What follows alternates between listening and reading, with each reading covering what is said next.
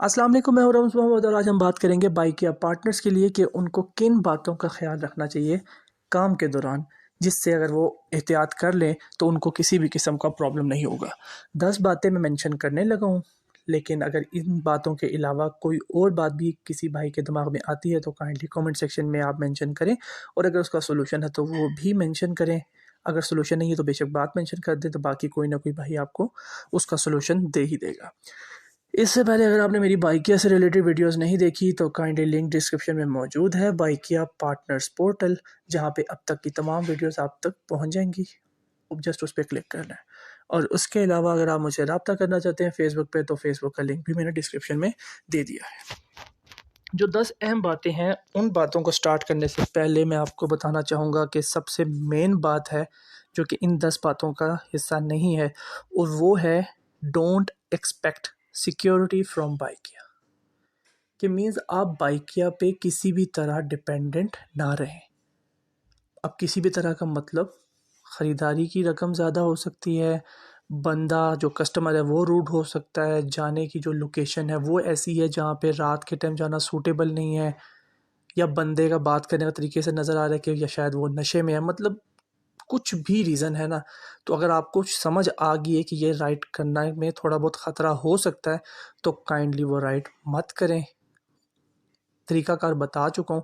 अगर आपको ऐसा लगता है, फॉर एग्ज़ाम्पल अगर आप एक राइड पिक करते हैं और जैसे ही आपने पिक की उस टाइम पे लिखा हुआ आ रहा था 1 मिनट, लेकिन जब आपने पिक कर ली तो पता चला कि वो जो कस्टमर है वो आपसे तकरीबन 3-4 किलोमीटर दूर है। फॉर एग्ज़ाम्पल ऐसी सिचुएशन आ जाती है जो कि कम होती है, तो आप उसी वक्त वो राइड कैंसिल कर दें, ताकि 1 मिनट के अंदर-अंदर आपको कैंसिल करने पे पेनल्टी कंपनी नहीं लगाएगी और आपका प्रॉब्लम भी सॉल्व हो गया।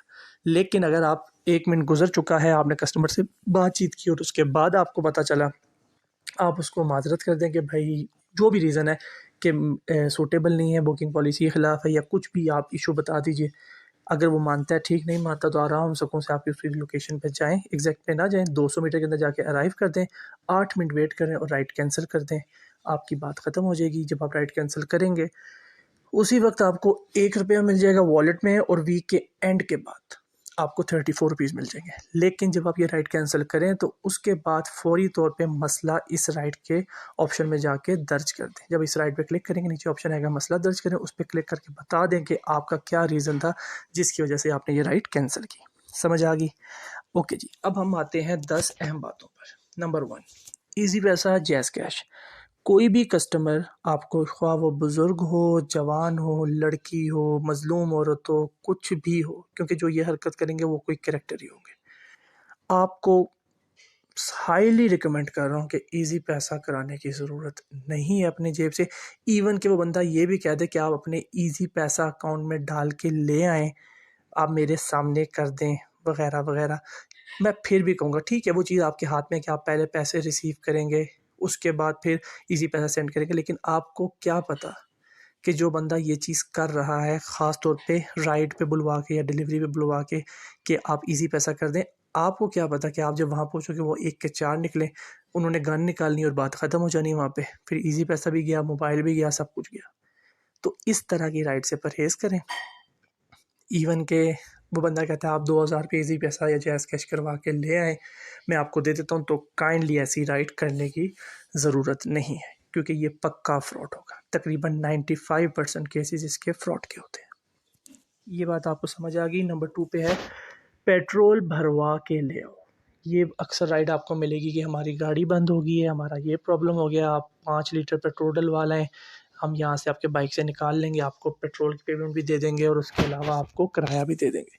तो ऐसे चक्करों में पड़ने की ज़रूरत नहीं है। डेफ़िनेटली वो लोग प्रॉब्लम में है, लेकिन उनको ये प्रॉब्लम बाइकिया के अलावा भी सॉल्व करनी चाहिए, तो वो वैसे कर ले ज़्यादा बेहतर है। लेकिन अगर उन लोगों ने बाइकिया से ही प्रॉब्लम सॉल्व करनी है, तो इसका बेहतरीन हल ये है कि वो बाइकिया की सवारी बुक करेंगे, जहाँ पे उनकी गाड़ी बंद हुई है वहाँ पे बंदा बुलाएँगे, उसके साथ बैठेंगे, साथ एक बोतल लेंगे और जाएँगे पेट्रोल पंप, और पेट्रोल पंप पे जाकर खुद पैसे देंगे पेट्रोल के, बेशक आपके बाइक में डलेगा पेट्रोल, फिर अंदाज़न जितना भी पेट्रोल डलवाया होगा 3 लीटर या 4 लीटर, वो पेट्रोल आपके बाइक से वहीं पे निकाल लें। एंड जाके आप जब उनकी तरफ पहुँचेंगे तो ये मत वेट कीजिए कि वो पेट्रोल डाल लें वगैरह, फिर ये वो हाईली नज़र रखें उन पे, बाइक ऐसी सिचुएशन में खड़ा करें कि वो गाड़ी एकदम से स्पीडली बढ़ा ना सके, ठीक है। तो ये एक एहतियात है ताकि आपको कोई प्रॉब्लम ना हो।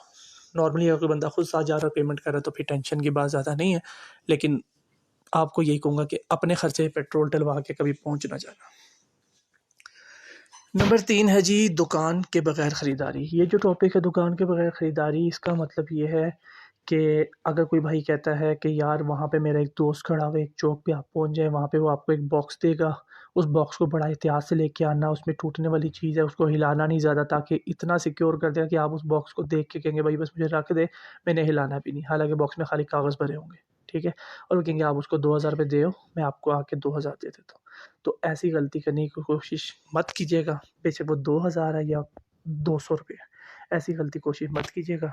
ऑब्वियसली जो ऐसी हरकत करेगा तो वो कम से कम 1500-2,000 के लिए करेगा, 200-300 रुपये के लिए नहीं करेगा। लेकिन ऐसी राइड से बचें आप कि जिसकी कोई दुकान नहीं है, कोई लोकेशन नहीं है, कोई सिर्फ कॉन्टैक्ट नंबर को बंद करने में आपको भी पता है कि 2 मिनट लगते हैं, तो आप एक नंबर के कॉन्टैक्ट की बेस पे ट्रस्ट नहीं कर सकते।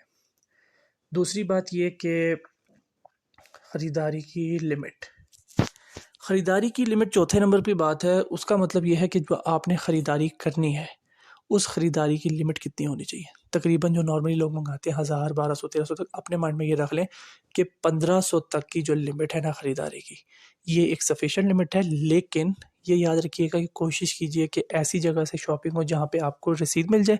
अगर रसीद नहीं मिलती, जनरल कोई चीज़ है, तो उस जगह पे कोई ना कोई गपशप उस दुकानदार से ऐसी ज़रूर कर लें कि खुदा न खास्ता आपको अगर वापस आना पड़ता है, ठीक है, कि मतलब कोई चीज़ वापस कराने के लिए, तो वो दुकानदार आपको पहचान ले कि भाई हाँ जी ये चीज़ ये बंदा यहीं से लेकर गया, तो आपको कोई प्रॉब्लम ना हो। लेकिन प्रेफरेबल ये है कि आप बिलिंग वाली दुकान से, जहाँ पे आपको प्रॉपर रसीद दी जाए, वहाँ से करें। लेकिन दूसरा बैकअप ऑप्शन मैंने आपको बता दिया है। और मज़ीद ये है कि जब भी आप ख़रीदारी करें तो कस्टमर से कॉल पे ज़रूर बात करें। बेशक कस्टमर कह दे नहीं जी मैं कॉल पे बात नहीं कर सकता, ये तो वो वगैरह वगैरह, बड़ी अमाउंट की बात कर रहा हूँ, 300-400 रुपये की चीज़ तो खैर है कोई बात नहीं। लेकिन जब 1000-1500, क्यों? क्योंकि कस्टमर जब आपसे कॉल पे बात करेगा तो आपको आइडिया हो जाएगा उसके बात करने के अंदाज से कि ये प्लान कर रहा है या कोई ऐसी हरकत है, या वो मतलब वाकई कोई चीज़ मंगा रहा है। लेकिन अगर कोई चीज़ मंगाएगा तो डेफिनेटली इतना वेला टाइम नहीं, वो लोग वही हरकत करते हैं जिस तरह ईज़ी पैसा, जैज़ कैश में ऑलरेडी मेंशन कर चुका हूँ। हाँ जी, इसमें जो प्रॉब्लम आता है वो कहाँ पे आता है, जब आप ख़रीदारी कर लेते हैं। 1 मिनट, 5वें पॉइंट के बाद मैं इसको लिंक करता हूँ। 2,000 रुपये से प्लस की ख़रीदारी है तो उसमें आप खुले अल्फाज में अपने कान और खड़े कर लें और अलर्ट हो जाए कि उस बंदे से बात करना वाजिब है आप पे। आप बात करेंगे जब आप सेटिस्फाइड रहेंगे कि बंदा वाकई ही एक कस्टमर है, तो आप उसका काम कंप्लीट स्टार्ट करेंगे, और उसके बाद जो भी तरीकाकार होता है राइट वगैरह कंप्लीट करने का, तो आप वो चीज़ करेंगे। लेकिन विदाउट एनी सिक्योरिटी, अगर आपको थोड़ा सा भी डाउट है कि यार, कोशिश सजेशन यही दूंगा कि आप 1500 तक का काम करें। बहुत बहुत राइड मिल जाती है 1500 तक की, 2000-2500 तक जाए ही ना, 1000, 1500, 1200 बहुत है। लेकिन अगर कभी काम करना पड़ता है तो पहले सिक्योर कर लें, उनसे बात कर लें 1-2 दफ़ा। क्योंकि हाँ, एक चीज़ और है कि कम से कम उनको 2 या 3 दफ़ा कॉल ज़रूर करें। बेशक एक कॉल करेंगे, आधी बात करेंगे, फिर उसके बाद 1 या 1.5 मिनट के गैप से एक दफ़ा और कॉल करें, भाईजान ये चीज़ का आप मुझे कंफर्म कर दें, मैं भूल गया, कुछ भी। क्योंकि जिसने चीज़ मंगानी होगी वो दूसरी बार भी आपसे तरीके से बात करेगा, लेकिन जिसने नहीं मंगानी होगी वो शायद इरिटेट होकर ना गायब हो जाएगा। वो कहेगा यार जल्दी करो, आपको पता ही नहीं है आपने काम कैसे करना है। तो ऐसा कोई बंदा होगा तो उसको वहीं से अवॉइड कर दें।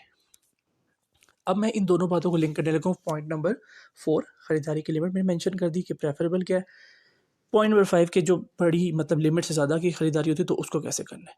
लेकिन जो प्रॉब्लम आता है इसमें वो ये होता है कि अक्सर औक़ात ऐसा होता है कि आप पहुँचेंगे लोकेशन पे, वो बंदा आएगा, आपके पास सामान आप ही के पास होगा, लेकिन वो बंदा आके बोलेगा क्या? वो आपसे बात करेगा और आपको बोलेगा कि मेरा भाई घर पे नहीं है, कोई भी इशू है, अभी घर में कैश नहीं है, वो आता है तो मैं ईज़ी पैसा कर, तो आपका पास बैंक अकाउंट है, आपके पास जैज़ कैश है, आपके पास ईज़ी पैसा है, ये वो, ठीक है। अगर एट द स्पॉट आपको कहता है कि मेरे पास पैसे नहीं, लेकिन मैं आपको ईज़ी पैसा में ट्रांसफ़र कर देता हूँ, still you have the things जो आप उसके लिए बाय करके लेके गए, कोई मसला नहीं, आपको ईज़ी पैसा करता है, ईज़ी पैसा में कर दे, कोई टेंशन नहीं। आप उस वक्त ये मत कहिए कि नहीं अगर आप कैश दें, आपने पहले बताना था ये वो। ईजी पैसा कर रहे हैं ना, करो, फ़िलहाल पैसे पकड़ो। लेकिन अगर कोई बंदा कहता है कि मेरा भाई आ रहा है 1 घंटे में, 1.5 घंटे में, 2 घंटे में, मैं आपको सेंड कर देता हूँ, ऐसी गलती मत करना कभी भी, ठीक है? कभी भी मत करना। जो सामान लिया हुआ है यू टर्न लें, किक मारें, फ़िलहाल वहाँ से निकलें फुल स्पीड में। उन्हें कहें ठीक है भाईजान ये है लेकिन ये पॉलिसी के खिलाफ है, ये वो, आहिस्ता-आहिस्ता बाइक भी पीछे करें और उसके बाद उसको टर्न मारें। आपको नहीं पता कि वो 1 के 4 बंदे हैं या 1 का 1 बंदा है, ठीक है? और उनको गन निकालने में टाइम नहीं लगता। ऐसे लोग भी मोबाइल और बाइक भी ले जाते हैं और उनका उन्होंने ऑब्वियसली उन्होंने अपनी घर की लोकेशन नहीं डाली होती। तो आप रिवर्स करें और जहाँ पे चीज़ ली है वहीं से वापस करें। रही बात किराए की, तो जिस टाइम पे आप चीज़ वापस करने लगे हैं, आप उससे पहले कंपनी में ये जो इसकी हेल्पलाइन होती है बाइकिया की, आप उस पे कॉल करें, उनको डिटेल बताएं कि मेरे साथ ये चीज़ हुई है, उन्होंने ये कहा था तो मुझे सूटेबल नहीं लगा, मैं अपनी रकम क्यों ब्लॉक करूं? तो उनके पास पैसे नहीं थे तो मैं अपनी चीज़ें वापस कर रहा हूँ, अब आप मुझे बताएं कि मुझे किराया कौन देगा? तो जो वो कंपनसेशन है वो आपकी नोट की जाएगी कॉल पे, और राइट एंड करने के बाद आपने उसको मसला दर्ज करने में भी एंटर करना है, एंड देन इंशाल्लाह आपको जो आपकी किराए की रकम है वो भी मिल जाएगी। ठीक हो गया? पॉइंट नंबर 6 है जी रूट कस्टमर। बेशक वो सवारी है, डिलीवरी है, ख़रीदारी है, वगैरह वगैरह वगैरह। अगर कस्टमर की गपशप आपसे जब हुई है फ़ोन पे, किसी भी तरीके से, मैसेज पे, फ़ोन पे, लाइव वगैरह, वो कस्टमर रूट है, मतलब ऐसा कस्टमर जो ले जाने लायक नहीं है, या ऐसी डिलीवरी जो ले जाने लायक नहीं है, मना कर दें, ठीक है? और जब वो मना करेंगे, तरीक़ाकार आपको बता चुका हूँ या दोबारा बता देता हूँ कि राइड कैंसिल कैसे करनी है। अगर तो क्योंकि शुरू के 1 मिनट में ये चीज़ जज नहीं हो सकती कि कस्टमर रूट है, वरना अगर 1 मिनट में पता चल जाता है तो 1 मिनट के अंदर कैंसिल करें। अदरवाइज़ आप लोकेशन पे तो पहुंच गए हैं, लोकेशन पे पहुंच के 7-8 मिनट वेट करें, उसके बाद कैंसिल कर दें। कोई बंदा आपसे फ़ोन फ़ोर्सफुली आपके फ़ोन को टच भी नहीं कर सकता। अगर वो टच करता तो फिर डेफ़िनेटली आपको पता है कि आपने क्या करना है। लेकिन ये याद रखिए कि डिलीवरीज़ में ख़ास तौर पे ये प्रॉब्लम होता है कि जब हम डिलीवरी पिकअप करने जाते हैं तो बंदा 6-8 मिनट बाद आता है, जब ड्रॉप ऑफ करने जाते हैं वो भी 6-8 मिनट बाद आता है।